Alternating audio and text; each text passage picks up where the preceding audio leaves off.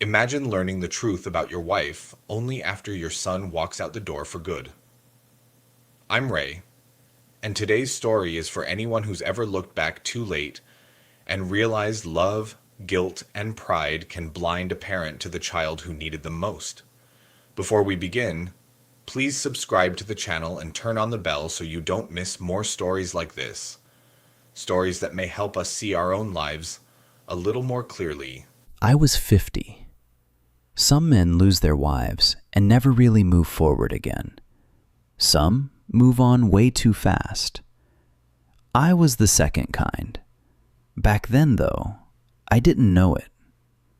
The day my wife died, Dylan was only 8. On the first night after the funeral, he hugged his pillow and came to my room. He stood in the doorway for a long time before finally asking, "Dad, is it just gonna be the two of us from now on?" I pulled him into my arms, rubbed the back of his neck, and said it like I was strong enough to keep everything from breaking all over again. "Yeah, but I'm still here." He nodded and buried his face in my chest. That night, he fell asleep, still hiccuping from crying. In the years after that, it really was just the two of us. Maybe because there were only two of us left, we clung to each other like two survivors hanging on to the same piece of driftwood in the middle of the ocean. I worked. He went to school. At night, we ate dinner together. On weekends, we hid out in the garage. I taught him how to change the oil, pull spark plugs, check the brakes, listen to an engine. He picked it up crazy fast. Some nights, we'd be bent over that old car until it was pitch black outside, grease all over our hands.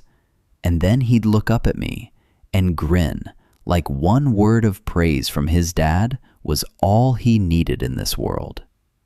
"Did I do it right?" "Yeah, kid. Do it again so it sticks." He'd break into this huge smile. That boy grew up without a mother, but he never once grew up without a place beside me. At least, that's what I believed back then. I never imagined the first thing that would take him away from me wouldn't be time. It would be a woman. Her name was Linda.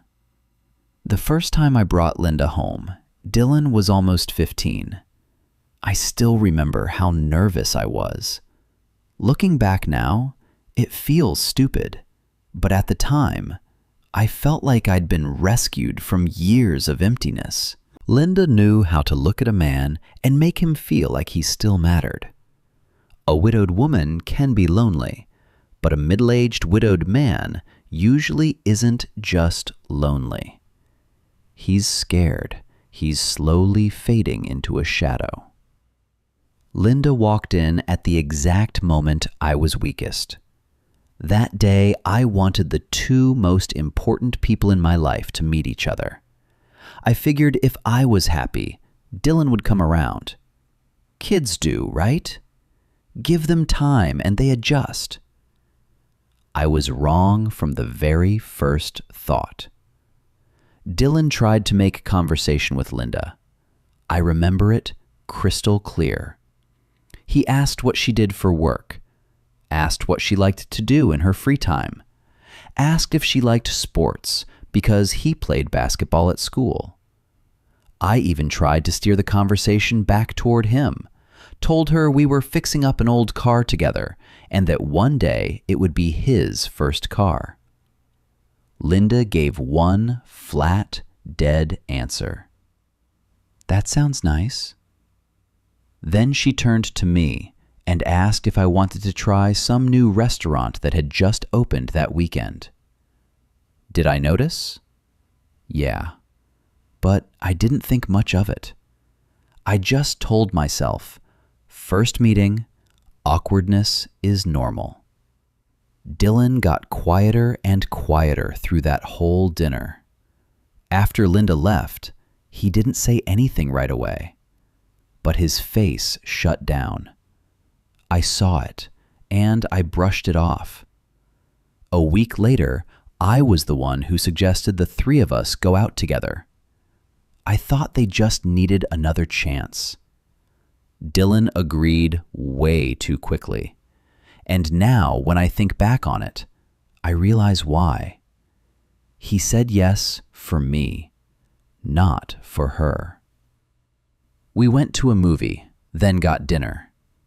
At the table, Dylan tried again. He asked Linda about her job. Silence. Asked about her hobbies. Silence. Asked about sports. Silence. Not shy silence. The kind that makes the other person feel like they're not worth answering. I had to jump in more than once. Say something, honey. Linda smiled, that soft kind of smile that melts a man's defenses. I just don't know what to say. It kind of feels like Dylan doesn't like me. I turned to my son. He snapped his head up like somebody had just thrown cold water in his face. I remember that look exactly. A kid trying his absolute best, then getting the blame dumped back on him. But even then, I still thought maybe Dylan was overreacting. Maybe he just wasn't ready for somebody else to come into our lives. The problem was, from beginning to end, that's always what I thought. I always thought my son was making too big a deal out of things. 3 months after they met, I proposed to Linda. I told Dylan the news with this mix of excitement and guilt. I had a whole speech ready in my head, all kinds of things to soften the blow. I never expected him to react that hard. Are you out of your mind?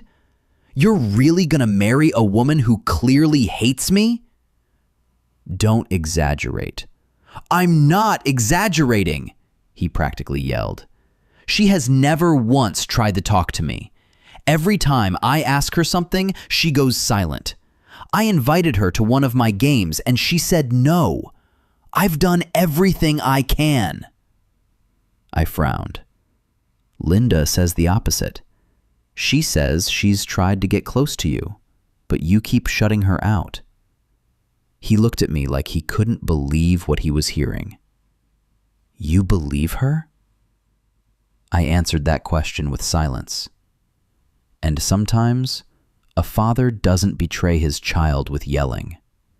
Sometimes, he betrays him by choosing to believe someone new over the child who's stood beside him for years. But I didn't see myself as betraying him. I thought I was just trying to keep the peace. I kept thinking Dylan was angry because he was afraid of losing part of my love. I kept thinking he was a boy who'd lost his mother, so of course he'd react harder than usual. I kept thinking Linda was a grown woman, mature, reasonable, knew when to be gentle and when to be firm, while Dylan was just a teenager, seeing everything in black and white. I kept thinking, and every single thought was wrong. While I was busy thinking he was blowing everything out of proportion, Dylan started doing something I wouldn't understand until years later. He was trying to protect me. He wasn't just objecting. He was warning me. He waited for me in the garage, the place where we used to be closest, and spoke slowly, like he was scared I'd get mad. Dad, she doesn't like me. Not in a we don't click kind of way. She actually hates me. She doesn't want me between you and her. I was bent under the hood and just answered short. You're overthinking it. He stood there, his voice tightening. I'm not overthinking it. I can see it. I slammed the hood shut. Dylan, I have a right to be happy. He went quiet for a few seconds. Then he said the sentence that later lodged in my head like a nail. I'm trying to keep you from making a mistake. But I didn't listen. Not because I hated him, but because Linda did something very slick. She never attacked Dylan in a way blatant enough for me to catch her at it. She just dripped things into my ear, one drop at a time. I just feel like Dylan doesn't want me here. I've tried, but he's so cold to me. Maybe he's scared of losing you. Every time she said that stuff, I felt sorry for Linda. Sorry for the way a woman trying to step into a family could get such a hard time from the child of the man she loved. Looking back now, I want to slap my old self across the face. Linda wasn't the one being mistreated. Dylan was. He started talking to me more, almost more desperately. He left notes on the kitchen table. He waited for me to get home from work just to say it all one more time. He brought up every little thing. Linda ignored him. Linda cut into our conversations. Linda refused to come to every game. Linda always changed the subject whenever I talked about him. I heard him, but I heard him with a mind that had already been blinded. I kept thinking, kids fixate on small stuff. He just needs time. Eventually, Linda moved in, and the whole house changed. All I noticed was that the air felt a little heavier. Dylan felt the cold creeping into every corner. He started staying in his room all the time. The garage went quiet. No more laughter between father and son. Dinners got shorter. Conversations got clipped. Was I sad? Yeah, but I blamed it on adolescence. Then Linda and I got married, 1 month before Dylan's 16th birthday. He wasn't invited to the wedding.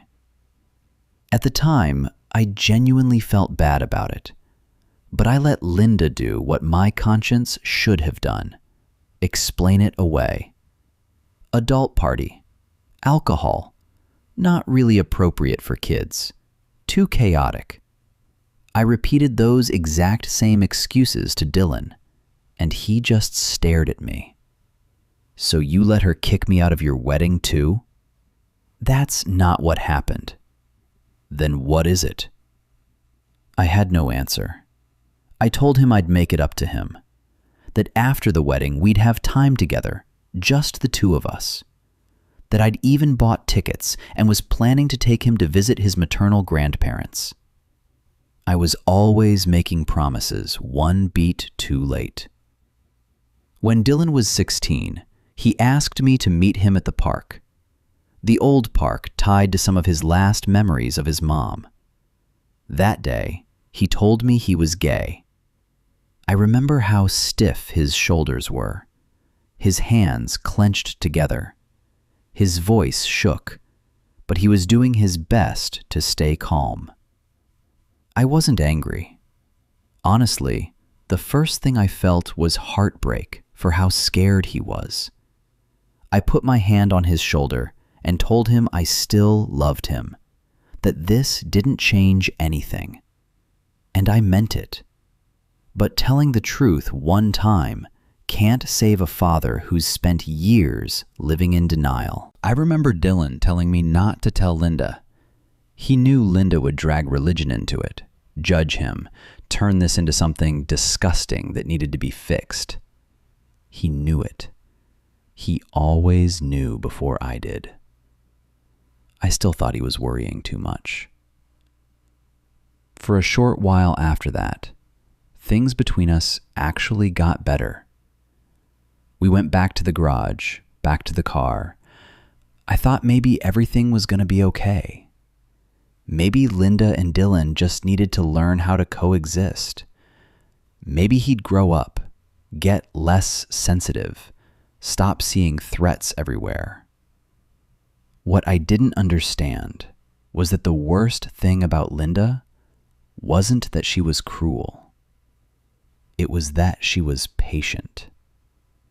Then something happened that still chokes me up when I think about it. That day, I got home earlier than usual. The second I stepped into the living room, I saw Dylan frozen in front of the wooden cabinet where I kept the keepsakes from my wife. The box of her letters had been torn open. Old letters were scattered all over the floor. Our wedding photo frame was cracked. I stopped dead. What happened here? Dylan whipped around, his face drained white. I didn't do this. Linda came out of the kitchen, holding her own elbow like she was genuinely shaken. I didn't want to say anything, she said softly. But I heard a noise just now. When I came out, Dylan was already standing here. I looked down at the cracked frame, at my wife's letters all over the floor, and my head went hot. Explain it. I said I didn't do it, Dylan shot back, his voice thick with emotion. I just came in and it was already like this. Linda let out a little breath, the kind that sounds like someone trying to defend somebody, but just can't. Maybe he's just angry. That was like gasoline on a fire.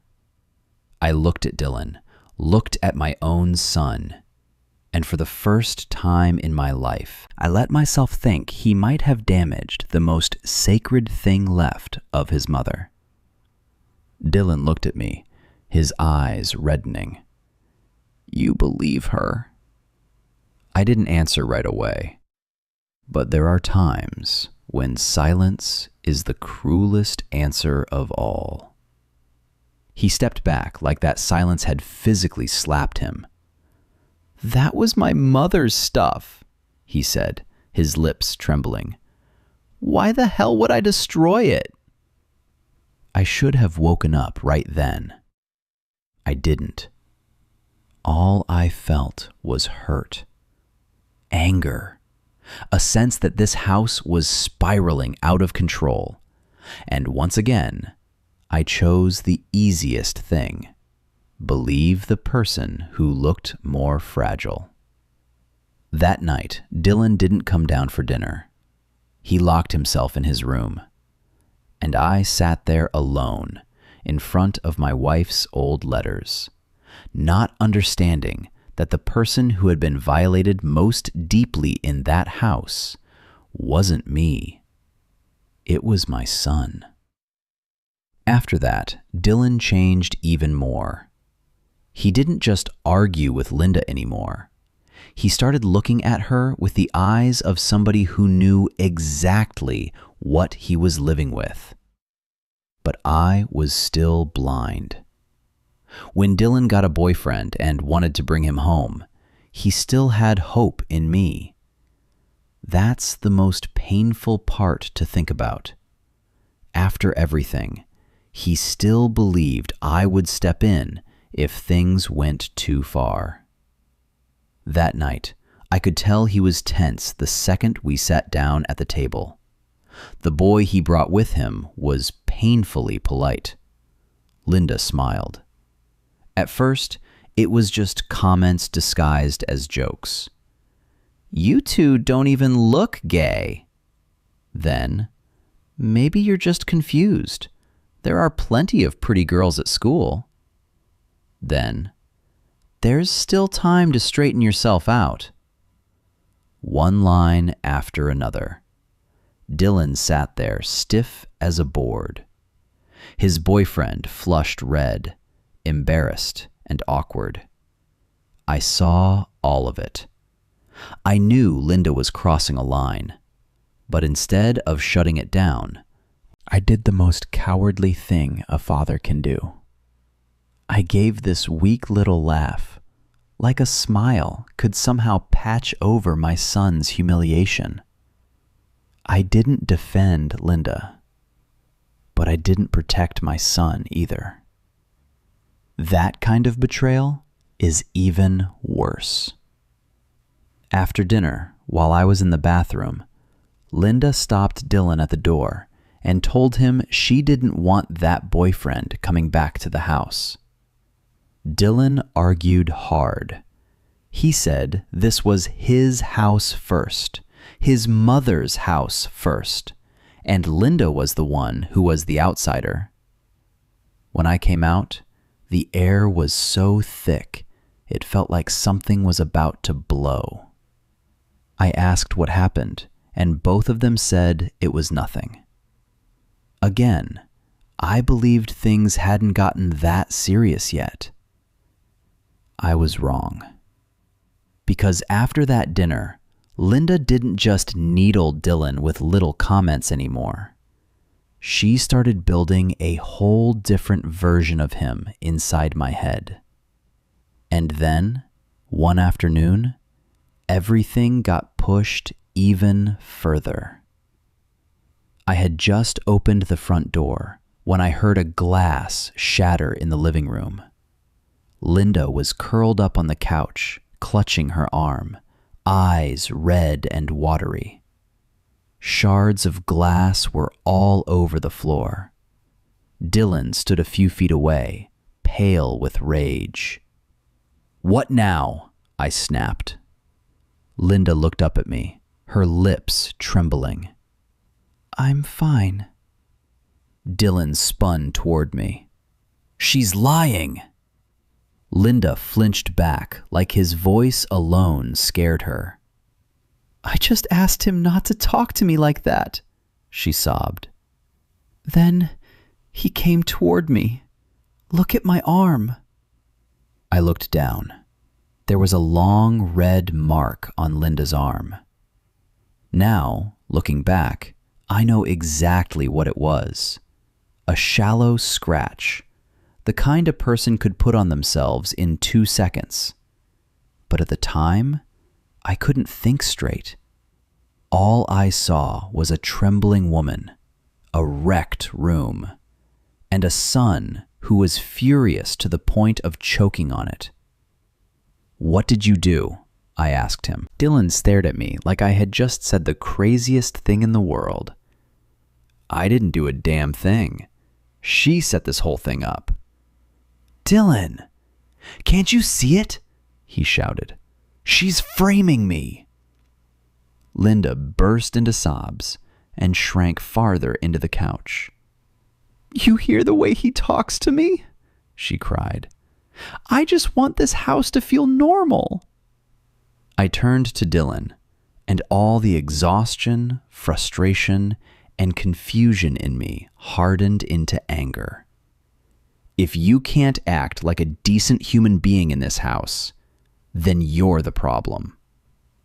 The second I said it, something in Dylan's face changed. Not anger, despair. A cold, dead kind of despair. "You're choosing her," he said quietly. And I didn't even realize that was his final plea for help. After that, Dylan changed completely. He didn't just warn me anymore. He started fighting with me. Fights that stretched from the dinner table to the living room, from little things into huge blow-ups. He said I was taking Linda's side. I got angry because I thought he was insulting my marriage. I called him ungrateful. He called me blind. I said he was too emotional. He said I was letting some woman lead me around by the nose. And the worst part is, while I saw all those fights as rebellion, Dylan was really still doing the only thing he could do, trying to yank me away from that woman. I didn't get it. I truly didn't get it. I kept looking at Linda like she was a wife being hurt by her husband's difficult son. I couldn't see that every time Dylan spoke up, Linda took one little step back, spoke in that shaky voice, and let me automatically fall onto her side. I just want this family to be normal. I'm just worried about his soul. It hurts when he talks to me like that. I don't understand why he hates me so much. Evil doesn't always scream. Sometimes it whimpers. Sometimes it cries. Sometimes it plays the victim. And I fell for it every single time.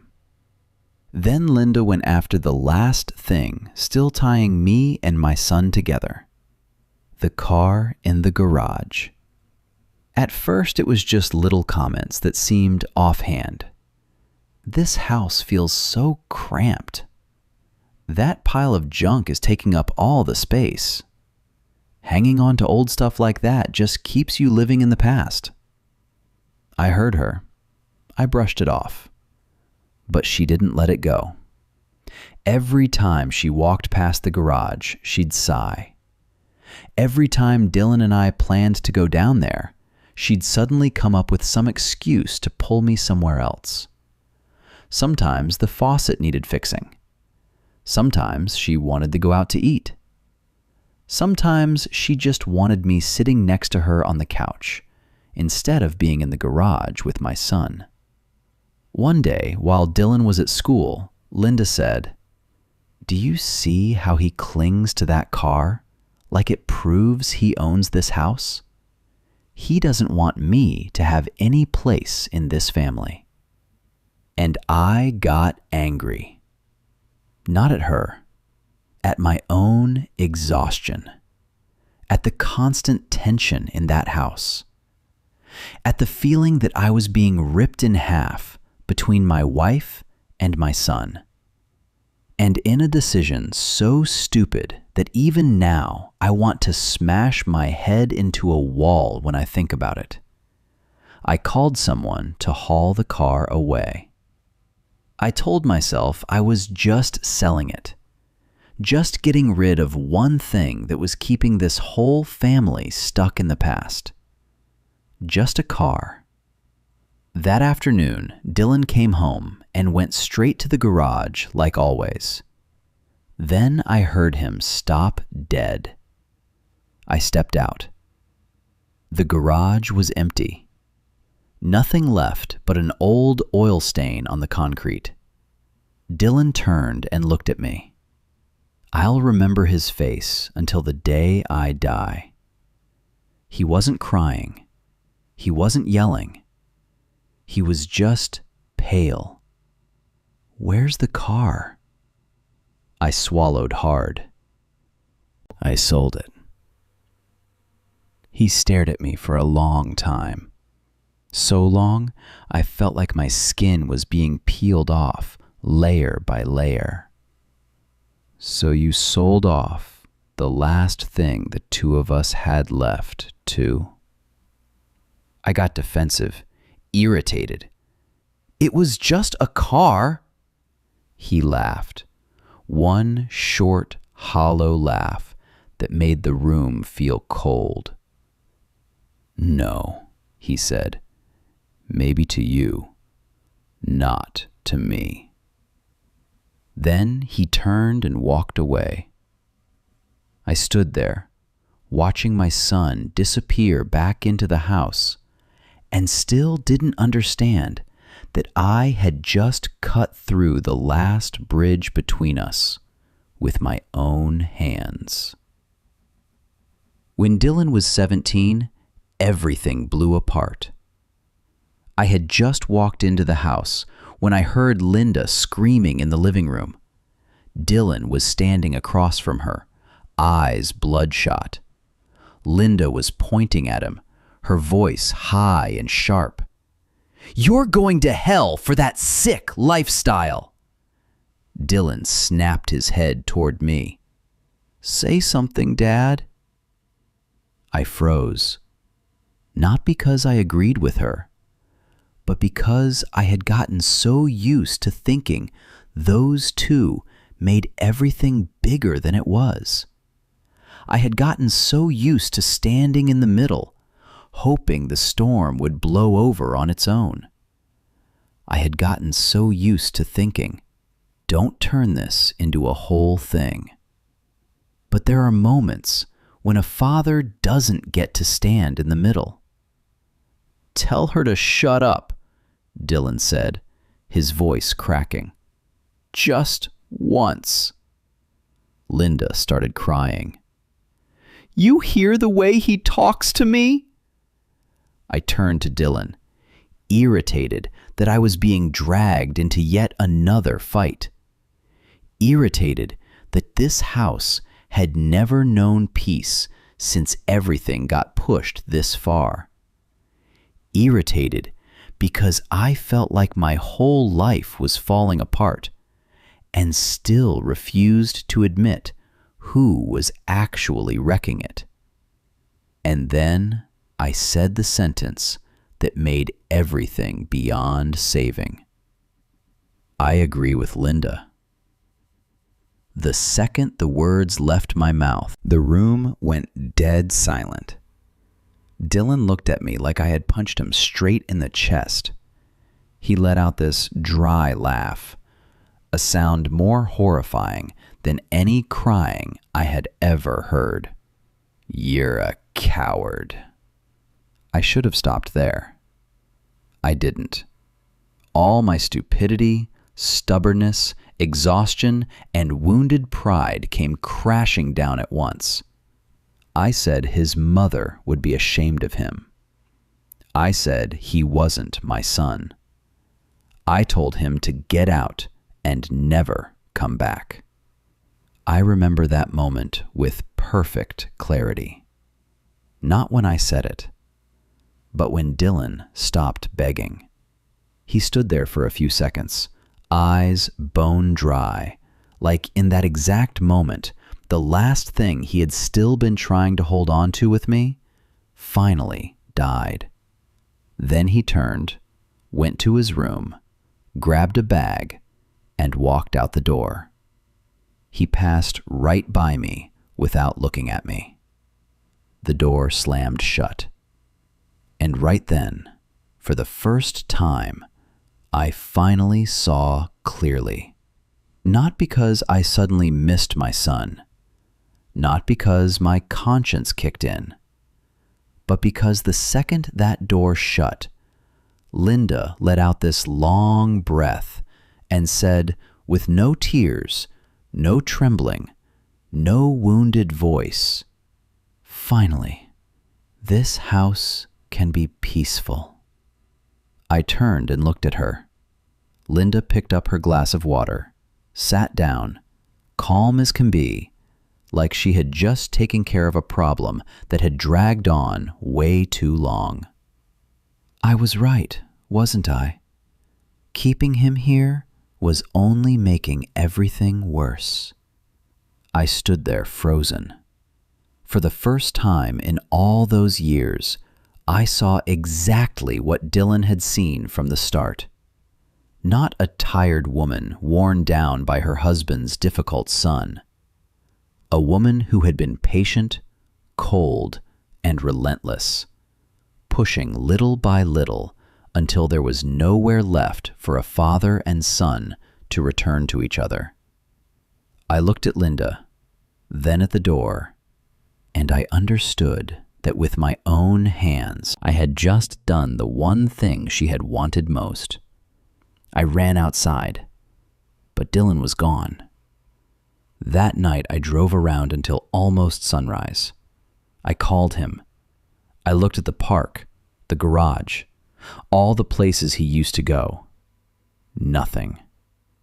In the days after that, I kept looking. But panic after the fact never beats doing the right thing when it matters.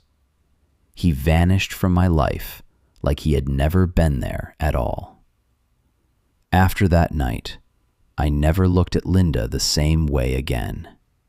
It was like a curtain had finally dropped and exposed everything that had always been there. Everything I had refused to see.